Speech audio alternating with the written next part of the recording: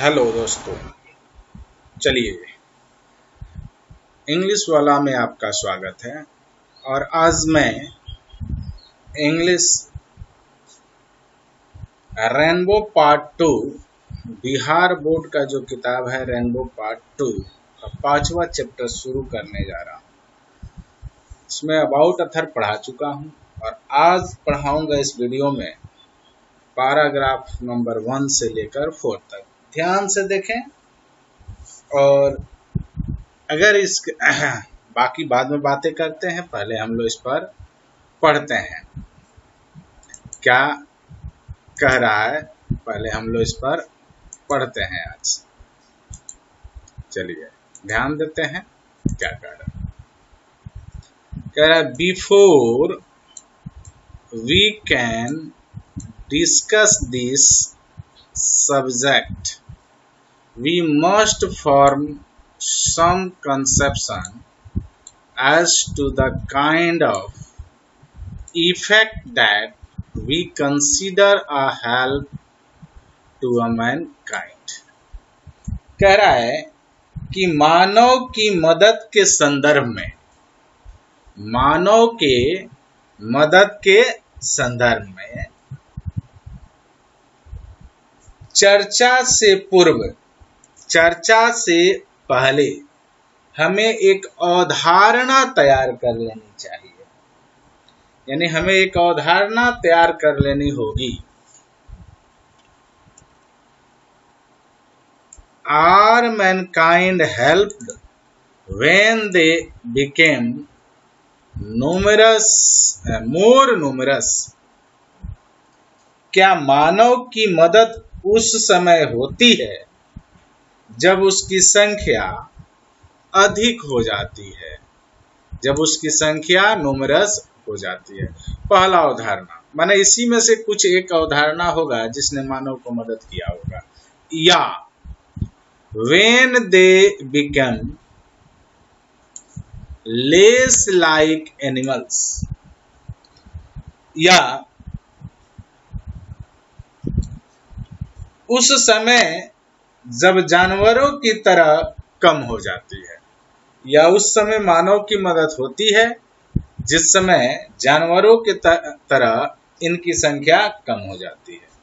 और या अथवा when they become happier, जब वे अधिक खुश होते हैं। और when they learn to enjoy a greater diversity of experience, अथवा जब वे बड़ी कठिनाइयों के दौर से गुजरते हैं तो क्या उनकी मदद होती है।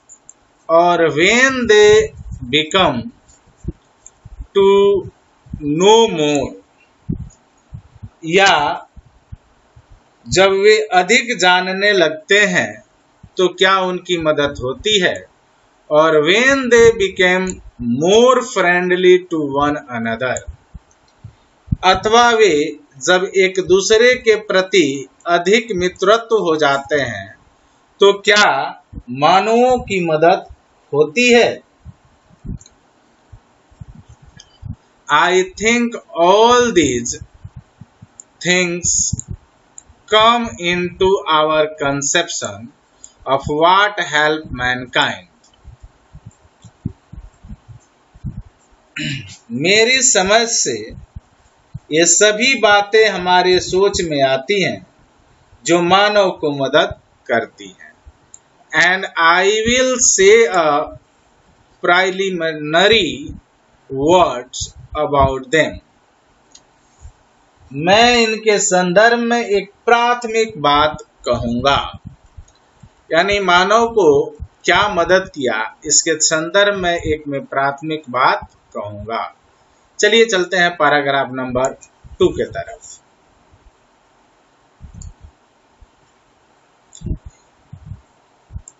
In the most indubitable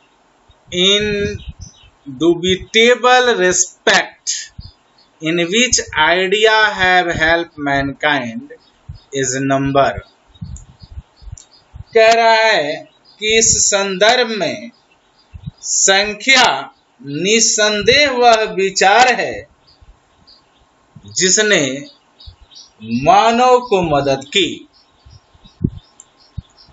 There must have been a time when Homo sapiens were a very rare species. एक समय रहा होगा जब मानव जाति की संख्या बहुत ही कम रही होगी। यानी एक समय रहा होगा जब मानव जाति की जो संख्या है वास्तव में बड़ी कम रही होगी। Subsisting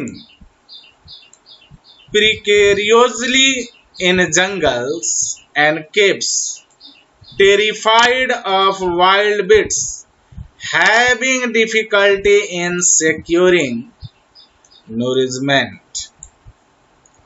हिंसक जंगली जानवरों के भय से वे लोग जंगलों में और गुफाओं में छिपे रहते होंगे। और उनकी नूरिजमेंट की बात करें और अपने पोषण में उन्हें काफी कठिनाइयां होती होगी। यानी पोषण की बात कही जाए, नूरिजमेंट की बात कही जाए तो रियल में उन्हें काफी कठिनाइयां होती होगी। At this period, the biological advantage of his greater intelligence, उस अवधि में आगे पढ़ते हैं, greater intelligence which was cumulative because it could be handed on from generation to generation. कह रहा है कि उस अवधि में पीढ़ी दर पीढ़ी दी जाने वाली जैविक लाभ, जो बायोलॉजिकल एडवांटेज है, जैविक लाभों का ज्ञान बहुत कम रहा होगा। Had scarcely began to overweight the disadvantage of his long infancy, his lineage agilities compare with monkey. बंदरों के तरह, मैंने कह रहा है बंदरों की तरह वे कम गतिमान रहे होंगे।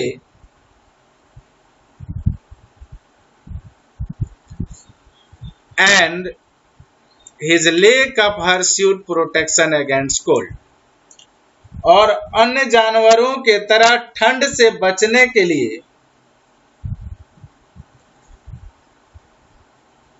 उनके शरीर में प्राकृतिक व्यवस्था, यानी जिसको बोलते हैं ये रोआ, रहा होगा। यानी उस समय ओढ़ने के लिए क्या रहेगा, ठंड से बचने के लिए तो ये प्राकृतिक का देन दिया हुआ रहा होगा। इन दोज डेज, उन दिनों, the number of men must certainly have been very small, मानवों की संख्या निश्चित रूप से बहुत ही कम रही होगी। The men use to which throughout the ages men have put their technical skill has been to increase the total population. इसलिए सभी युगों में मानवों ने अपनी तकनीक का इस्तेमाल केवल संख्या बढ़ाने में लगाया होगा। मानव की संख्या उस समय कम रही होगी, इसलिए मानव अपनी संख्या बढ़ाने में क्या किया होगा, पूरे तकनीक का प्रयोग किया होगा। I do not mean that this was the intention. मैं यह नहीं कहता कि यह उनका उद्देश्य रहा होगा, but that it was in fact the effect, लेकिन यह सच था। ठीक है, और एक सच्चाई भी थी कि if this is something to reduce in, then we have occasion to reduce. और ये प्रभाव भी था, यदि इसमें कोई खुशी है तो यह अक्सर हमारे लिए मनाने की बात है। माने अगर जनसंख्या बढ़ाने में इससे कोई खुशी मिलती है तो अब ये तो हमारे लिए क्या है, खुशी का अवसर है, क्योंकि हमारी जनसंख्या अभी क्या हो गई है, बहुत ज्यादा हो गई है। क्लियर है? चलिए पैराग्राफ नंबर 3 के तरफ बढ़ते हैं। पैराग्राफ नंबर 3 कह रहा है, as to happiness, sorry paragraph number 3 देखना है ना। We have also become in a certain respect progressively less like animals। कह रहा है कि कुछ मामले में हम लोग यानी हमने जानवरों से कम विकास किया है। I can think in particular of two aspects। मेरे मन में खास कर 2 पहलू आते हैं, खास कर 2 विचार आते हैं। फर्स्ट, पहला जो विचार आता है, that acquired as opposed to congenital। पहला यह कि अर्जित ज्ञान जीवन में लगातार बढ़ता जाता है। Skills play a continually increasing part in human life.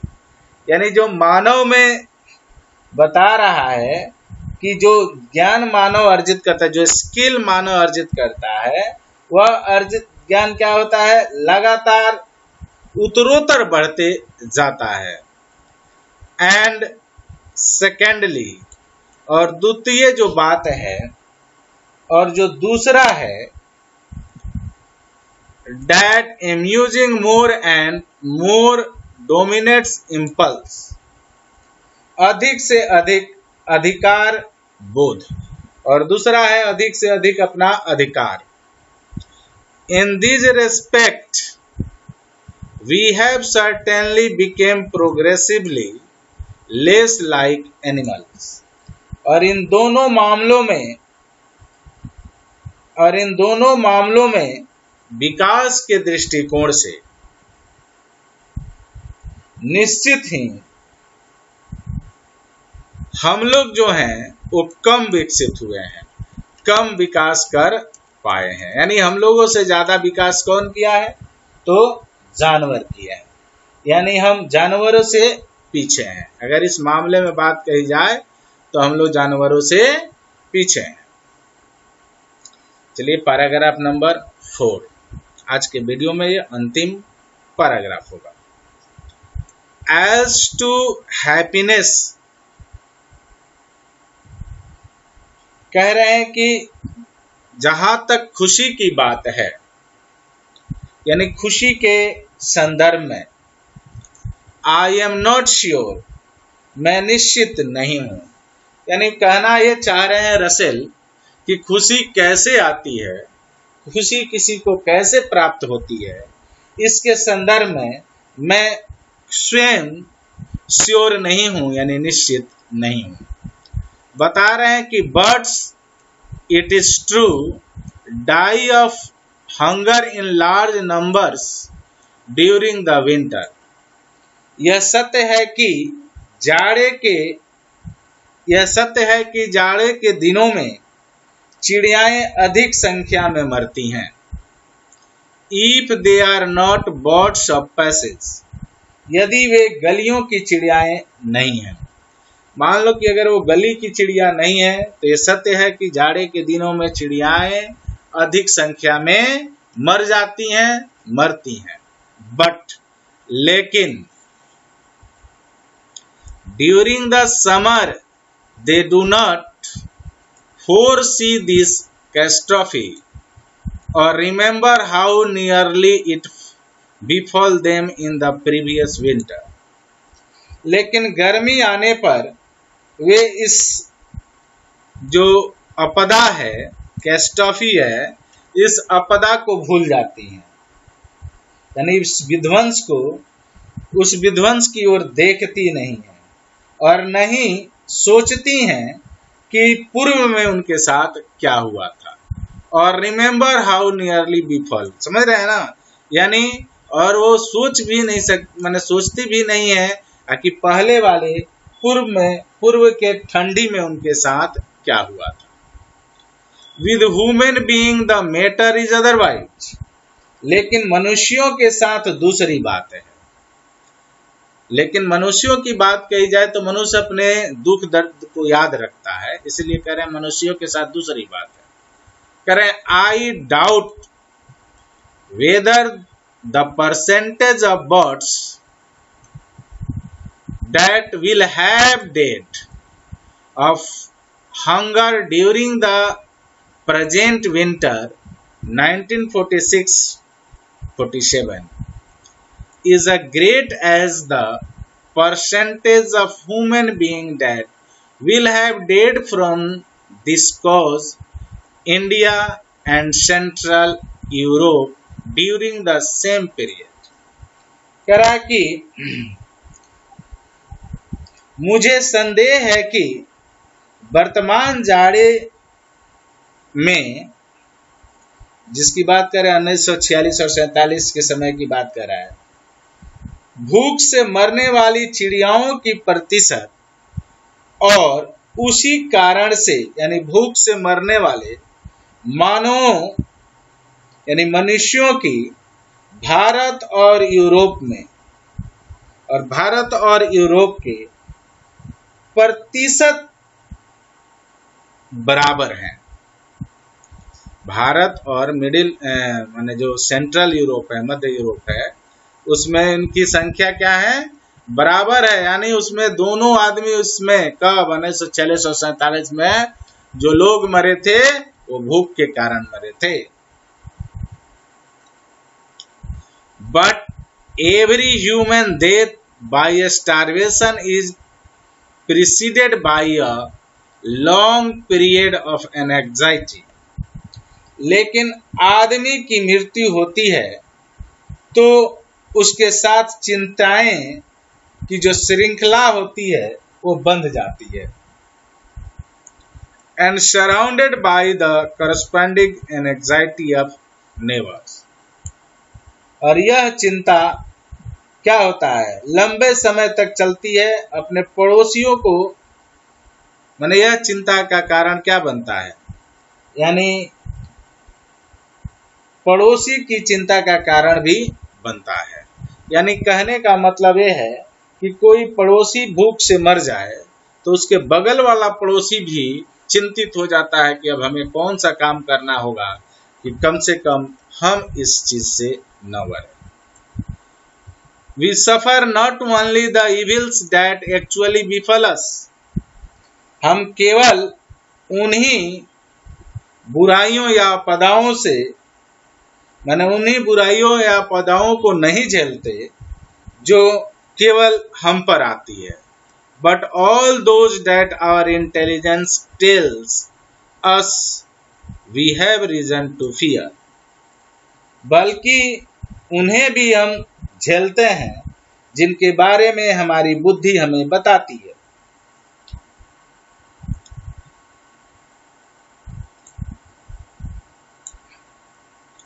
हाँ, यानी एटम बम से फटेगा तो सब मरेंगे, ये बात हम जानते हैं, तो इसकी भी चिंता हमें बनी रहती है। बताना ये चाह रहा है नरेटर, जो इसके लेखक है। The curbing of impulse to which we are led by forethought avert physical disaster the cost of worry and general lack of Joy.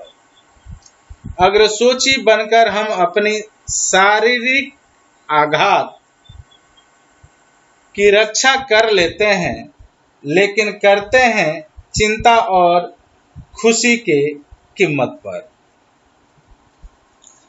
I do not think that, मैं नहीं समझता कि the learn man of my acquaintance, कि एक भी ज्ञानी व्यक्ति जो मेरे परिचित हैं,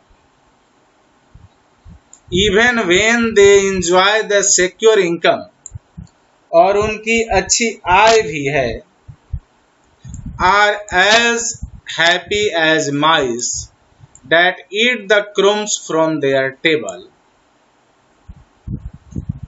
कह रहा है जिनकी आय भी अच्छी है, कह रहा है वे उतने खुश नहीं हैं जितने कि चूहे जो उनके टेबल के जुट्ठन को खाते हैं। While erudite gentleman snooze, जब वह मन व्यक्ति खाता है तो जो जुट्ठन गिरता है, तो उस जुट्ठन को खाने वाला चूहा उतना खुश है जितना मानव खुश नहीं है। इन दिस रेस्पेक्ट, इस संदर्भ में, therefore I am not convinced that there has been any progress at all। कह रहा है कि इस संदर्भ में मैं नहीं समझता कि कोई विकास हुआ है।